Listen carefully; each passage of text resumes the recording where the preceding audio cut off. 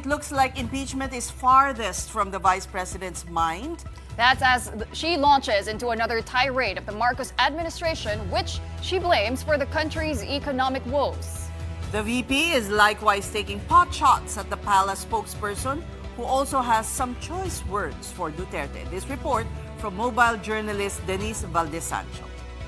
As of March 2026, the Philippine government owes domestic and international lenders 18.49 trillion pesos. This record high debt is said to have been driven by increased borrowing and the weakening peso. The country's debt to GDP ratio is also at its highest since 2005 at 65.2%. The country's workforce is not faring as well either. The latest report by the Philippine Statistics Authority pegged the country's unemployment rate at 5%, representing over 2.5 million unemployed Filipinos. Unemployment in March last year was only at 3.9%. And for the dismal economic figures, Vice President Sara Duterte is blaming the Marcos administration.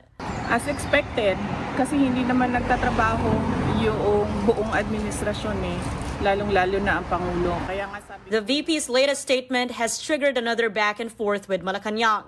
Palace Press Officer Claire Castro was quick to reply. Nakita niyo po kung gaano po magtrabaho ang Pangulo. Ngayon, nandito siya, abalang-abala ang Pangulo sa ASEAN Summit at ang mga concerned agencies at concerned departments ng ehekutibo ay nandito para magtrabaho. Samantalang ang Vice Presidente nandoon po sa ibang bansa at nagbabakasyon. Castro added that borrowing is normal for a government, especially now that the country is facing an energy crisis. Castro also pointed out Philippine debt was already huge when the Marcos administration took over. Lumaki ang utang dahil naman na po ni Pangulong Marcos Jr. ang napakalaking utang na nakuha ni dating Pangulong Duterte. At ito'y napabayaan di umano dahil sa mga pang-aabuso sa Farm Mali at sa mga ghost projects noon ng Build. Then, Castro had more choice words for the Vice President, citing reports of the VP's supposed temper. Never in the history sa aking trabaho ako nagtapon ng laptop sa isang colleague or sa isang empleyado. Pangalawa, hindi ako gumagamit ng laptop kasi hindi ako marunong gumamit ng computer. Dahil hindi nga siya marunong gumamit ng computer. So mukhang hindi siya marunong mag-research kung ano ba ang nangyayari sa kasalukuyan. At yun ang nakakaalarma dahil nais niyang maging Pangulo. Pero paano siyang magkakaroon ng tamang pagpapasya? Ni paggamit ng computer ay hindi niya alam.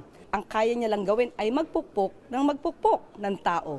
The VP, now in The Hague visiting her ICC detained father, had a message for the palace press officer, which Undersecretary Castro is not letting go unanswered as well. Lagi ko sinasabi na kapag si Claire Castro ang nagsasalita, huwag niyong pansinin. Kasi pag pinapansin niyo, napi-feed yung kanyang papansin na ugali. Nagdadala siya ng kahihiyan sa ating bansa. Kasi kapag nagsasalita siya, nandyan yung seal ng Office of the President. Actually, wala tayong papansin na ugali. Sumasagot lamang tayo sa mga questions na nanggagaling din naman sa media. At katulad niyan, pinansin niya ako.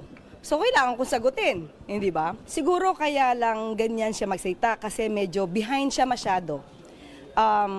May kasabihan nga tayo, di ba? Yung the brain operates on a use it or lose it principle.